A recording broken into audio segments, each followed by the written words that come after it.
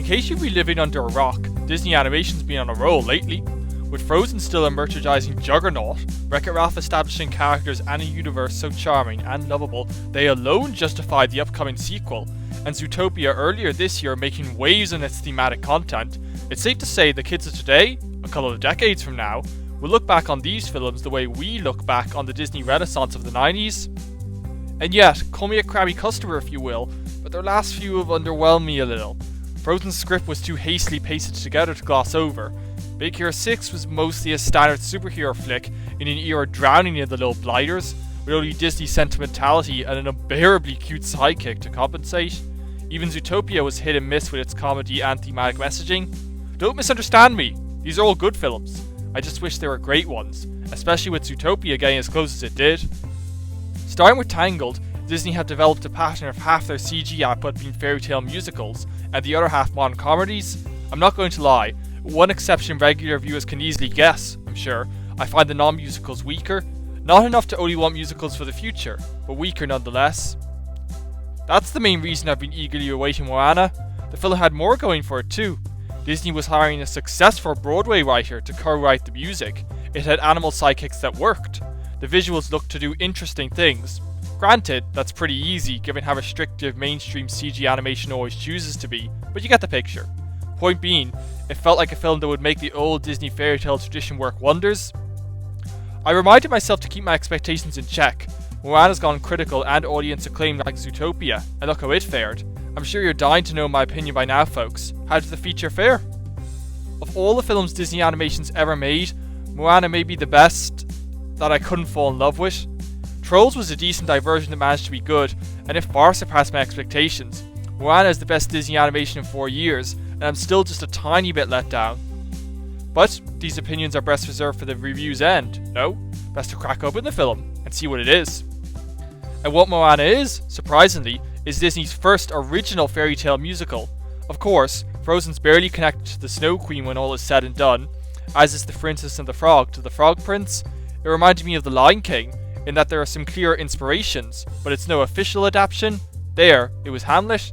Here, it's Polynesian culture, primarily in the film's deuteragonist. The titular Moana, daughter of the island's chief, is destined to be the next leader, but she's always had this fascination with the ocean, despite being forbidden to venture beyond the bay. Though she doesn't reject her duty to lead either, so it's a more layered identity crisis than usual. But chaos descends when the island's crops and fish start to vanish.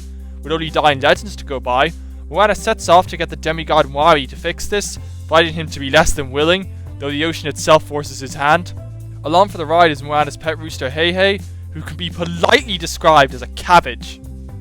First things first, the newcomer that voices Moana, Auli'i Cravalho, is a real wonder, knocking it out the park. Especially when singing, she really makes the character. On the other hand, we have Dwayne Johnson as Maui. He doesn't sing well, but you get a sense of commitment he gave to the role, so he works. Helps if you're a fan of The Rock. The first thing I got from Moana is that it's clearly the work of Ron Clements and John Musker. Authorship isn't really something you expect from big budget animated films, but these two have now made 7 films with Disney. And while it's not like the golden year of Pixar, where every film could easily be marked as the creative vision of a specific director, Moana continues the signature tone Clements and Musker always bring to their films, namely, being more exceedingly comic than Disney features usually are. This is mostly a good thing, but alas, there is a trade-off. Another trademark of the duo's features is a surfeit of modern gags, starting with Aladdin, where it was an undeniable strength. Moana is far more like Hercules in that regard, in that it's loaded with anachronistic jokes, but where Hercules had a decent batting average, Moana fails to make all but a few of these land. You've all heard the awful tweeting joke by now, I'm sure. It's not the worst one, I'm sorry to report.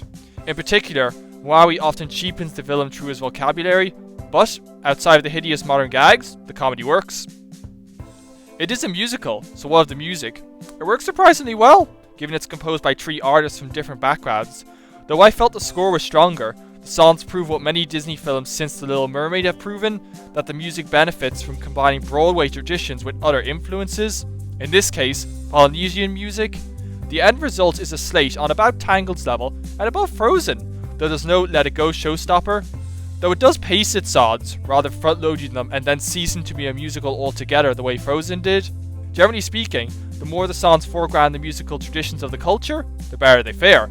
Even Wowie's You're Welcome fares better than expected. One song even plays with negative space and colour in such a striking manner that it's quite startling to its benefit. Talking of the film's look, it's also great in nearly every area. The water, as you've no doubt noticed, is just amazing, an unabashed triumph of the medium. In a film prominently featuring the ocean, that's just wonderful. It's drawn enough to vie with Pinocchio and Ponyo as the best water animation ever produced, retaining the sense of filtered realism Disney effects animation has always thrived at. I teased how the visuals look to do interesting things, didn't I? Well, they do that, and then some. Several sequences play around in mixed media sandboxes, and they all benefit wonderfully from doing so, and are one of several reasons 3D adds a lot to the viewing experience. But easily the film's trump card is Mini Maui. As you can see, Maui's drenched in tattoos depicting his feats. One of them has a mind of his own, and acts as Maui's conscience often. The thing is, he's all hand-drawn, and it shows so well. Eric Goldberg, responsible for Aladdin's genie, among others, works wonders with him, adapting the classic pantomime American cartoons have always excelled at. Oh, and he's charming and hilariously funny alongside being creative. The dream marriage of cel and CG animation may be restricted to this character, but shows so well. Unfortunately, it highlights the one visual flaw, the CG character animation. It does the job, but it does nothing to fix the same issue that's been at Disney for a while now. The character animation just lacks the spark Pixar and Disney's cel animation always had. The artists clearly have the skill, for there are pencil tests floating around that easily trump the film's CG character animation. More prominently is the textures for the humans, who look like they're covered with plastic or vinyl. There's a version of this film in my head that's cel animated like the 90s classics, or has the whole film merging cel and CG animation like Mini Maui, and that version's a new personal classic.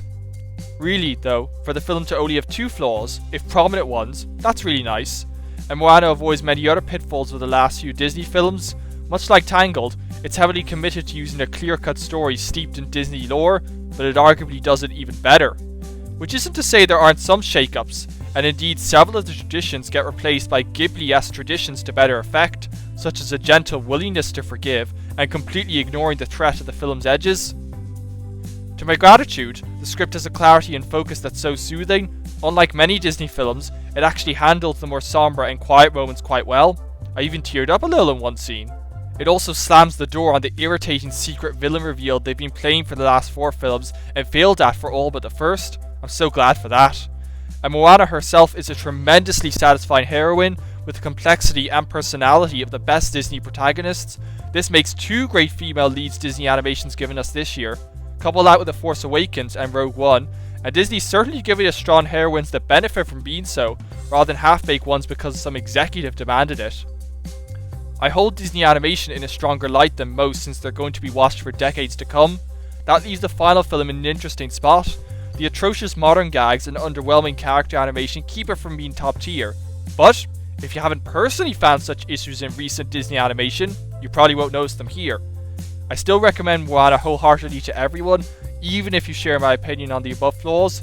And while I still wish for the amazing version of the film that this one nearly reaches, a really good Disney film is a really good Disney film, and those deserve to be treasured.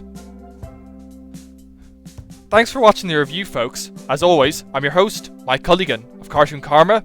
If you like what you saw, leave a like or a comment, that'd be pretty neat. Subscribing would be even neater. Or you can check out my other videos, where I cover animation of all shapes and sizes. Perhaps even follow the channel on Facebook and Twitter. All your choice, but it sure brings a smile to my face. Until next time, folks.